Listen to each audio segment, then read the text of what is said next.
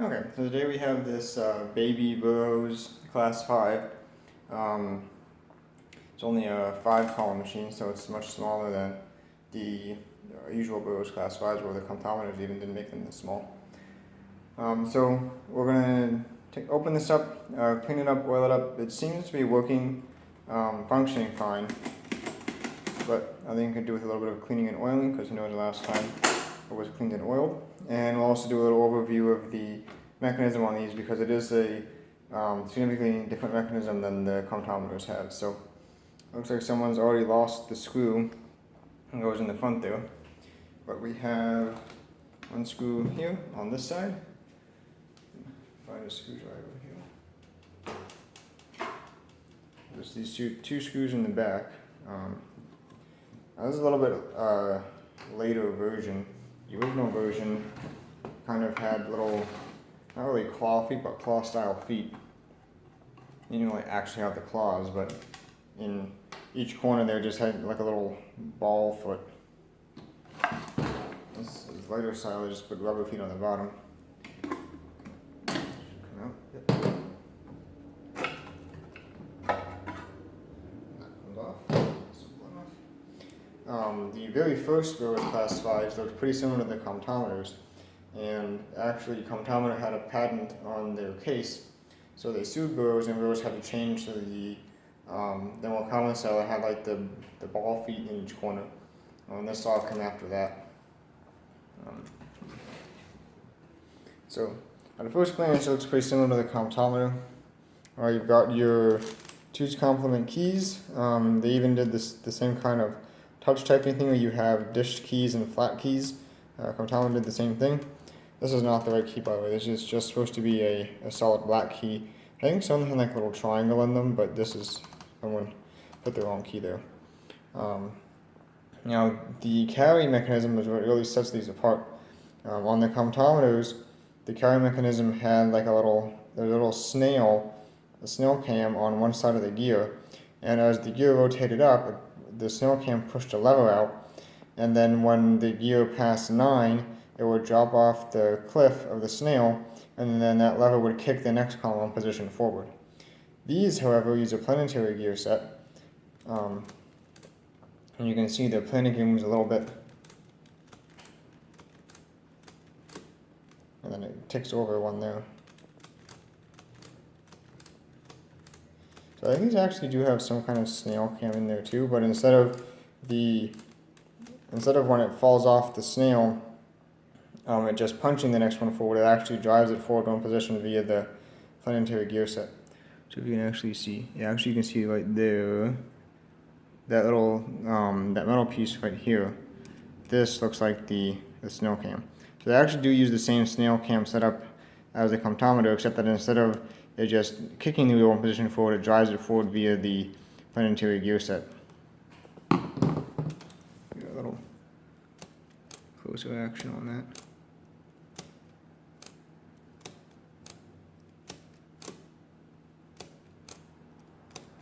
You can see there the snail is in the front with the cam follower out of this thing.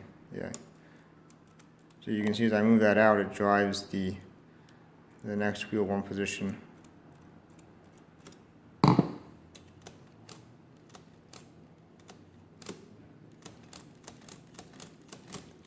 So yeah, one of the advantages to that is it allows a, I guess, more convenient, I guess you could say, carry mechanism. So on the Comptometer, because you're allowed to push multiple digits at once, oops, that one's a little bit sticky. Because you're allowed to push multiple digits at once, you have the issue then what happens if the keyboard is driving the wheel at the same time the carry is driving it. And on the Comptometer, what they did was they just have the carries block until the keys are released, and then the carry can carry over. This one, however, does not do that. So if I hold this key down, you can see I can continue pushing this key, and it keeps driving and carrying across. And as I release that one, then it drives that. On the Comptometer, if you try that, if you hold one key down and then repeatedly push keys in this column, it'll actually jam this column until it can carry over to the next column. So it's just a little fancier mechanism. In standard use, I don't think you would really notice that, because you wouldn't really be holding anything down like this, while you're using one column, but just a little bit fancier mechanism. Other than that, it's pretty much the same as the comptometer. The only difference really though is, I believe that these, see if we can get in here and see a little bit.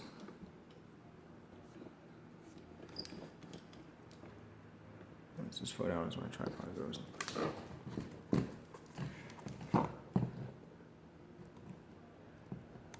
Yeah, so I'm not sure if you can see that or not. You can't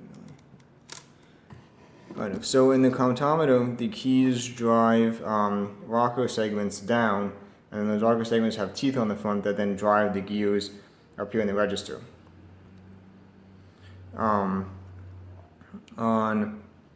this machine, however, they actually rock forward. So you can see they're moving forward. I'm just pushing it in the back here. You can see in the front, as I push it forward, it clicks past the ratchet, and then as I release it, the ratchet drives the gear forward.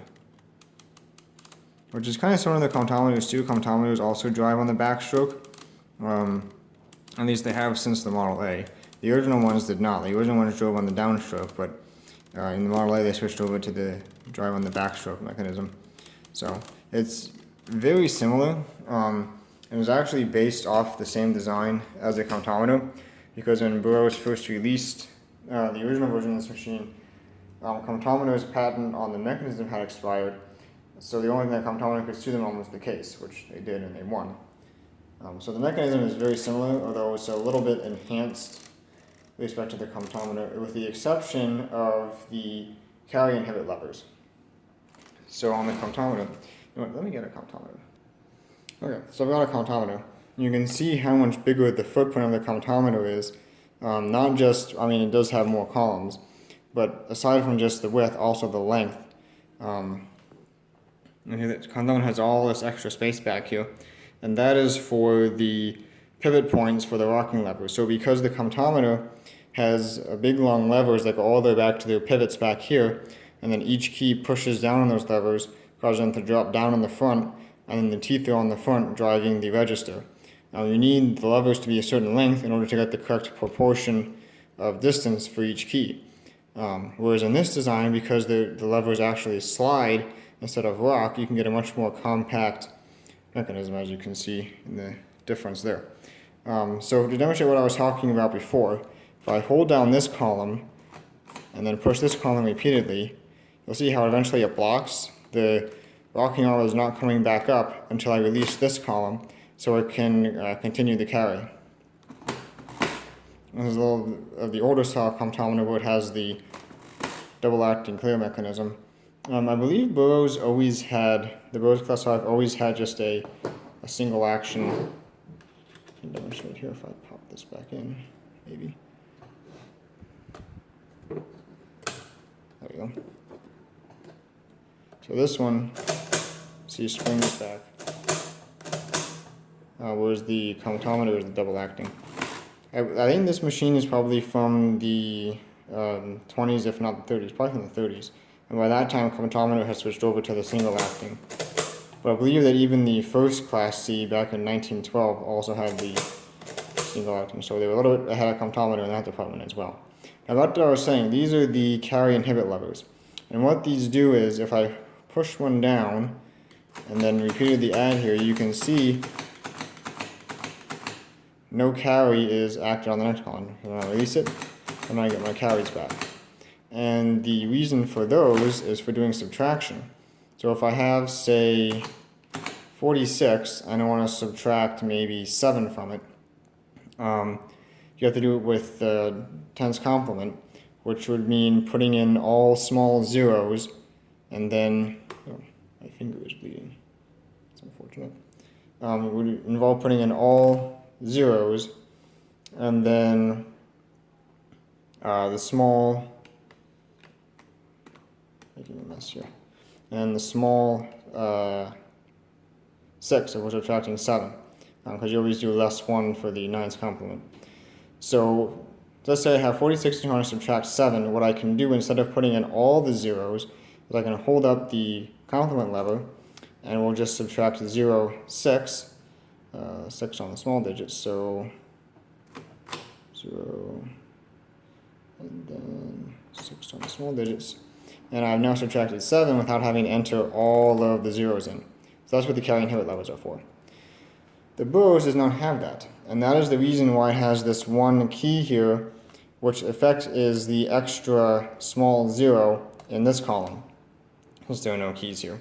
If you didn't have this, then every time you did subtraction, you'd always end up with a 1 in this last register here, which is not an accurate result.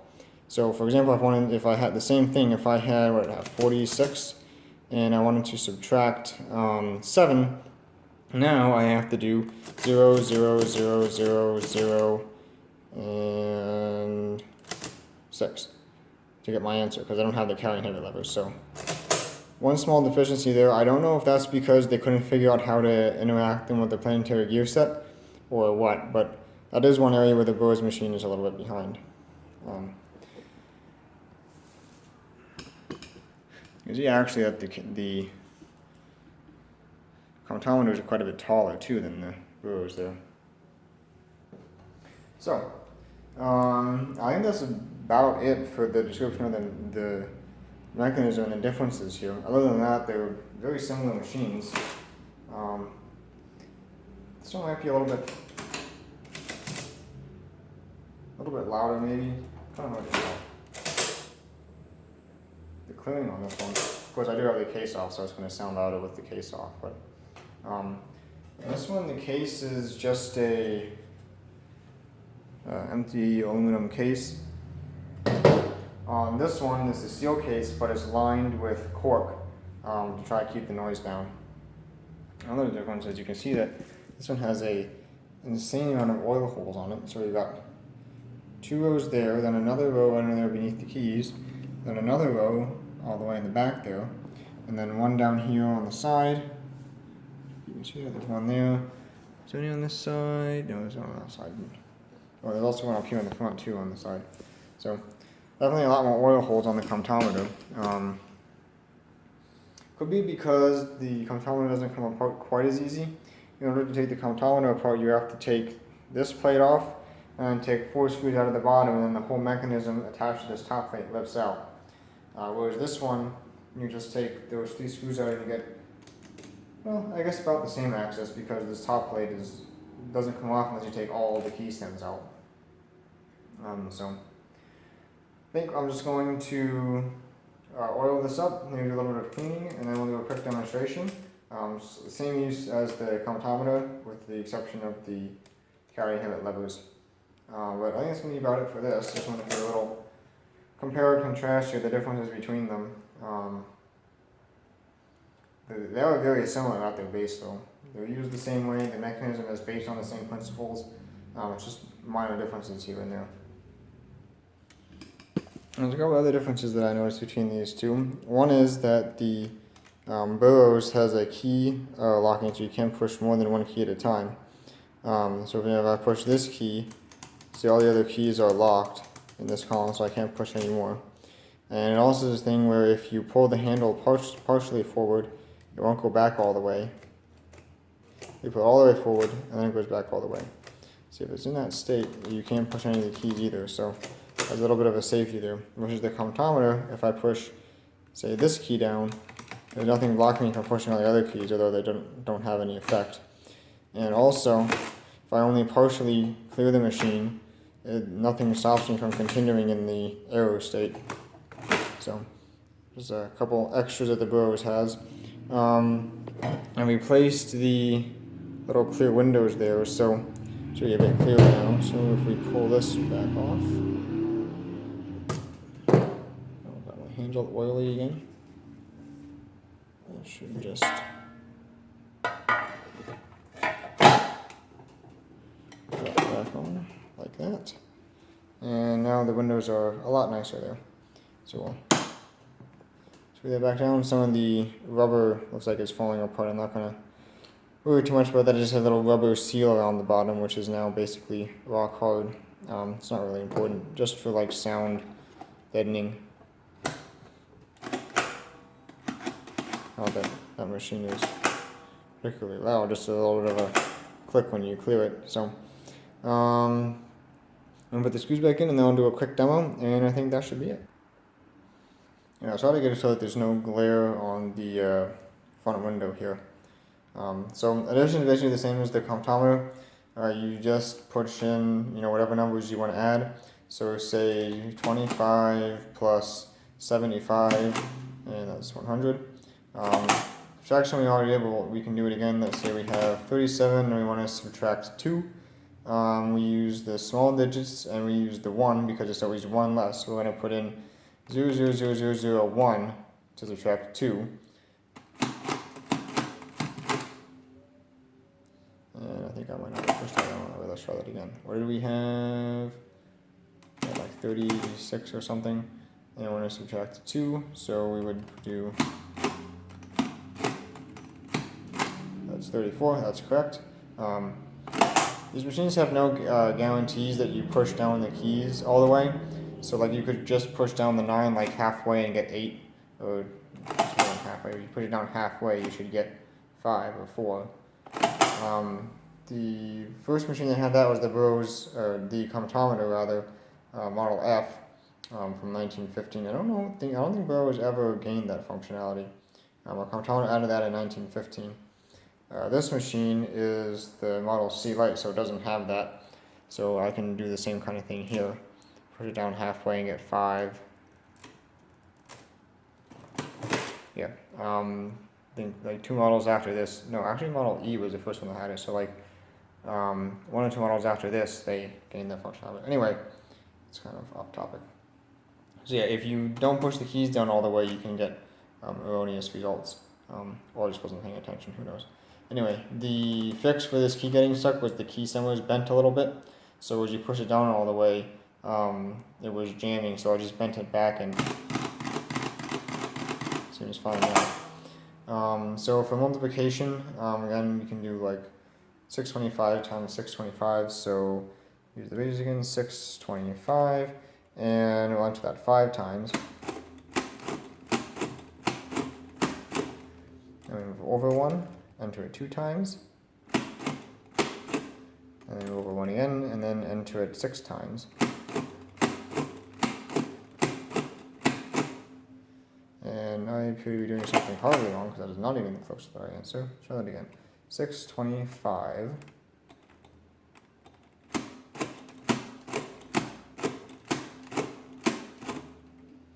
Over again, enter it 2. Again, enter 6.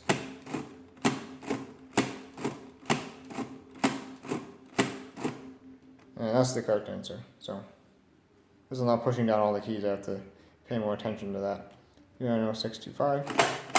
And then for division, again, same as the comptometer, we can do 355. And then to divide by 113, we use the small digits. So small 1, 1, 2. There's always 1 less for each complement. So we look at this digit first, that's 0, so we do nothing. So now, as long as 113 is larger than whatever is directly below us, we keep entering it. Enter it once, it's still larger. This is still larger down here, enter it again. And that's still larger, so we enter it again. And now we have 16, that's smaller, so we move over 1. Again, we have a 0 to the left, so we look below us, 160 is larger, so we enter it. 47 is smaller, so we move over. We have a 0 to the left, 470 is larger. And now we've run out of machine. So this is the result and this is the remainder. So 3.14 is all we can get on this machine because of its small size. Screw roots are also possible. I'm not going to demonstrate that today. I think I've demonstrated that on the comptometer before. There's a convoluted method you can use to extract screw roots on these machines. Actually pretty cool that you can extract screw roots using nothing but addition. But anyway, that's going to be it for this video. This is a little overview of this baby Burroughs and a comparison to the Comptometer Model C Lite. So I hope you enjoyed this video, and thank you for watching.